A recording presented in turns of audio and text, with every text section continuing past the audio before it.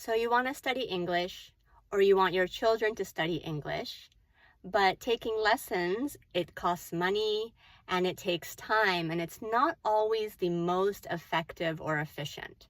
So what is something that you can do right now in your home every day? It's easy and it doesn't cost any money.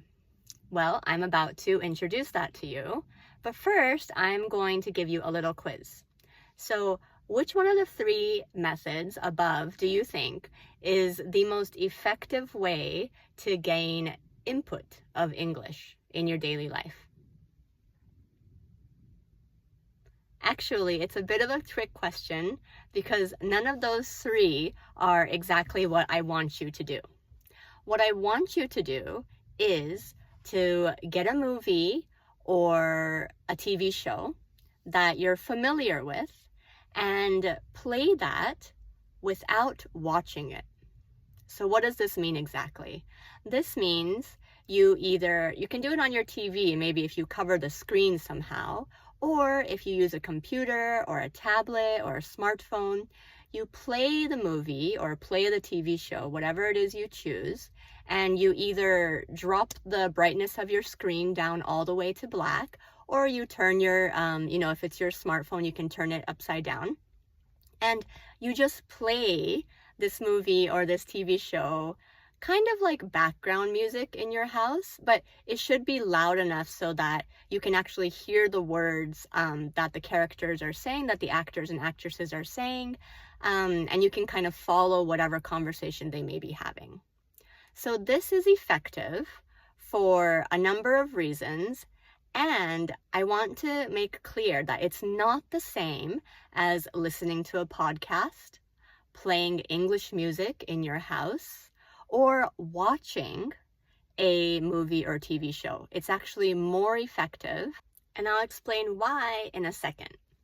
So first, let's talk about our five senses, right? We've got sight and smell, taste, hearing, and touch. So taste, you can't really taste language, but think about taste as kind of speaking, so it's output, right? But input can be touch, it can be sight, it can be smell, maybe, some people would argue. But yeah, and it's definitely hearing is the biggest form of input that we have for language, right? It's listening and listening comprehension. So when we watch a movie, and let's say we watch it with or without subtitles, it doesn't really matter. But when you're watching, you're using two senses.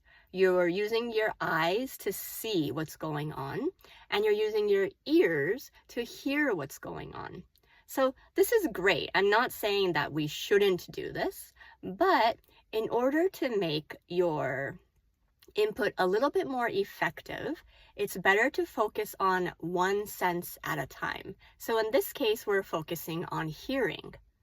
Now, if you play a movie or a TV show that you are already familiar with, maybe you've seen the Japanese version of it or the Korean version of it, or whatever language is your mother tongue, you've seen that. So you kind of know the story.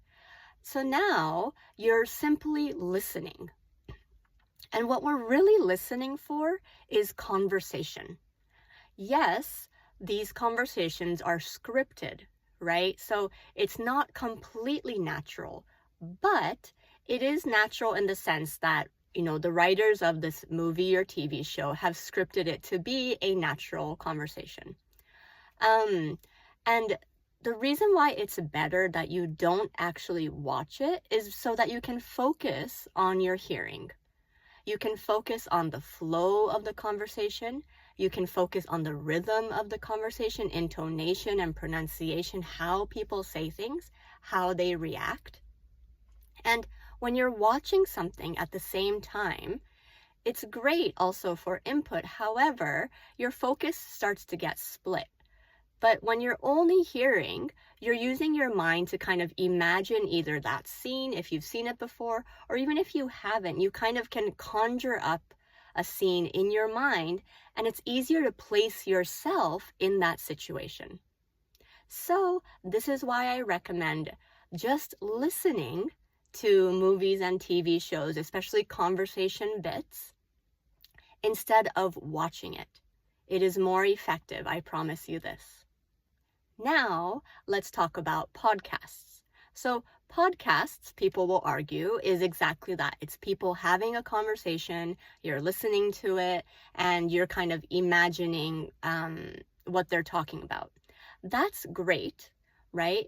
It's great in that you can imagine the thing that they're talking about. So, for example, if two people are talking about sports, then you can imagine they're talking about baseball or soccer, and you'll have that imagery come into your head. However, you're not really imagining the conversation itself. You're focusing more on like the content. In a podcast, anything can come up, right? People might say, we're going to talk about sports. So you can imagine that they are going to chit-chat about sports. But when you're listening to a conversation that happens in a part of a movie scene, then you can imagine yourself being in that situation and saying those words in that conversation, if that makes sense. And then finally, playing English music. So I'm not saying that we shouldn't do this. I think that it's definitely necessary. It's definitely great to get any kind of exposure, input exposure. However, listening to music is great for picking up vocabulary, trying to figure out the meanings of the lyrics. But it's always, it's music, so it's sung English. It's not really the way that we would pronounce it naturally, and it's not a two-way conversation, right? So that's why I recommend listening to movies or TV shows and focusing on the conversations that people are having in those scenes. And what you want to do is, after you listen and you kind of imagine that movie scene or imagine yourself in those characters' shoes, you can start to shadow. And you'll be able to, if you start listening to it a couple of times, you'll be able to kind of mouth the words with the character and do both parts as well. So you kind of learn natural catchball, right? Someone says something and the response to that. And you kind of can imagine yourself reacting as that character because, you can imagine it in your head. So the next question is, do I always have to watch something that I'm familiar with? And the answer is no. Depending on your level, I would say that if you are a beginner student, a beginner English learner, or an intermediate English learner, then maybe starting with things that are familiar to you, scenes that you already know, would be beneficial. However, an intermediate student that wants to challenge themselves, or an advanced student, sure, go for something that, someone recommended to you, or a movie that you've always wanted to watch. And try a couple scenes, right? Whether it be 30 minutes or whatever it is, try a couple scenes just listening to the conversation, right? If it's your first time ever laying eyes on this movie, then just listen to the conversation and imagine what that scene might look like. And then when you actually watch it and you have two senses working, you have your visual, your sight, and your hearing, then you can kind of reconfirm or check that your understanding was correct. So that's a great way to do it as well. I really, really recommend this method. And for children especially, I think it's great because kids are like sponges and they have such a vibrant imagination and their senses are very, very pure. I'm not saying that adults aren't pure, but their senses are pure because they've been shaped less by their life experiences because they're still so young. So their imagination is huge.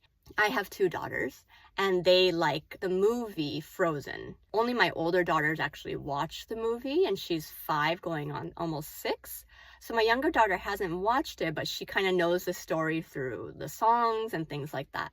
So I would play Frozen in the background at our house, loud enough so that they can hear the conversation and hear the words, but they're not watching it. So I'm also not, using screen time, which is great. And then after a week of doing this, my daughters were just role-playing. They were role-playing Anna and Elsa and role-playing the scenes. And then when they are in a similar situation, those phrases will hopefully pop up and they'll be able to continue using them. My daughters are bilingual, but I do this in Japanese as well for their Japanese conversation. So definitely recommend it. Let me know in the comments if you have any questions.